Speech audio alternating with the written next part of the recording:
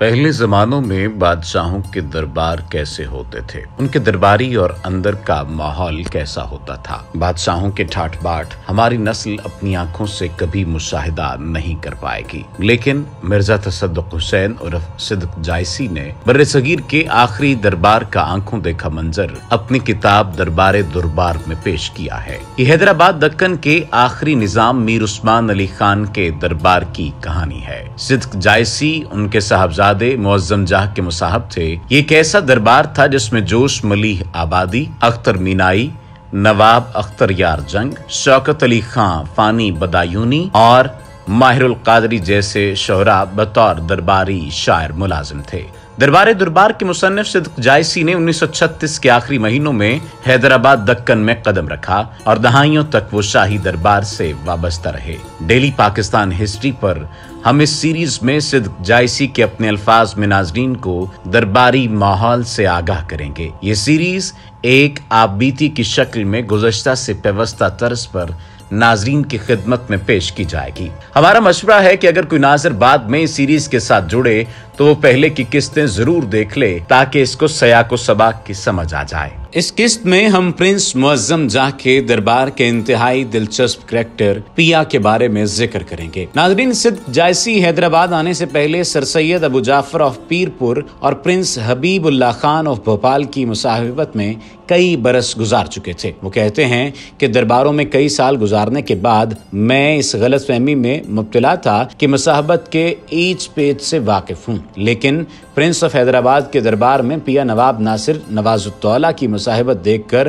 میرے ہوش اڑ گئے اور مجھے تسلیم کرنا پڑا کہ پیا اس فن کے استاد کامل ہیں۔ دربار میں کوئی مضمون زیر بحث ہو، یہ ممکن نہیں تھا کہ پیا خاموش رہیں، ہر فن میں دخل دیتے اور ایسی دلچسپ گفتگو کرتے کہ سارا دربار انہی کا منہ دیکھتا رہ جاتا۔ پیا کی مصاحبت کا یہ گر میری سمجھ میں آیا تو یہ کہ مصاحب کی موجودگی میں بادشاہ کسی وقت دل گرفتہ نہ ہونے پائے۔ ظاہر ہے کہ یہ بے حد مشکل کام تھا، لیکن پیا کو بے شمار چٹکلے اور لطیفے یاد تھے جنہیں وہ موقع کی مناسبت سے ایسی خوبصورتی سے بیان کرتے کہ پرنس کے ساتھ ہم لوگ بھی بے حد لطف اندوز ہوتے تھے۔ سب کے لطیفے سنانے والے پیا ایک بار خود بھی لطیفہ بن گئے اور ان کا یہ لطیفہ پورے ملک میں مشہور ہو گیا۔ واقعہ کچھ یوں ہے کہ وہ ہندوستان تو سارا گھومے تھے لیکن ملک سے باہر کبھی نہیں گئے تھے۔ اس کا موقع انہیں پرنس معظم جاہ کے ساتھ بڑھاپے میں ملا جب وہ مقامات مقدسہ کی زیارت کو گئے۔ ابا، قبا اور امامے علماء ہند پہنا کرتے تھے۔ یہ دیکھ کر پیا نے سمجھ لیا تھا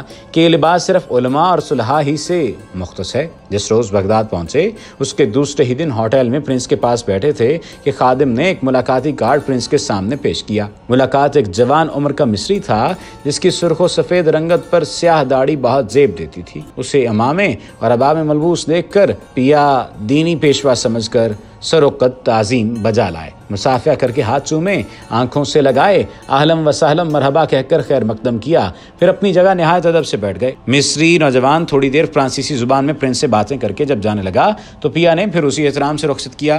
اس کے جانے کے بعد پرنس سے دریافت کیا کہ صاحب یہ کوئی عالم دین تھے یا کسی درگاہ کے متولی؟ چہرہ کیسا نورانی تھا کہ خانہ زاد کا دل روشن ہو گیا۔ پرنس نے فرمایا یہ کوئی عالم نہیں بلکہ کاروباری آدمی تھے، میرے پاس اس غرض سے آیا تھا کہ بغداد کی حسیناؤں کو ملاحظہ کرنے کے لیے 1 گھنٹہ مجھے بھی مزاحمت فرمائیے تو ایسی صورتیں دکھاؤں کہ حسینہ نے ہند یکسر آپ کی نگاہوں سے گر جائیں۔ پیا نے سن کر کہا استغفر اللہ، تو یہ حرام زادہ دلال تھا، اللہ تعالیٰ مجھے معاف فرمائے۔ پرنس کا ہنسی کے مارے برا حال تھا، صوفے پر لیٹے جاتے تھے، پیا منہ پر تماچے مار مار کر توبہ اور استغفار میں مصروف تھے۔ غرض پھر اس سفر میں پیا نے کسی عالم دین سے بھی مصافحہ نہیں کیا۔ دربار میں جب کبھی اس واقعے کا ذکر آ جاتا تو پیا نادم ہو جاتے اور کہتے صاحب وہ ذات پاک غفور الرحیم ہے، خانہ زاد سے نادانستگی میں یہ گناہ سرزد ہوا ہے، کیا عجب ہے کہ معاف کر دے۔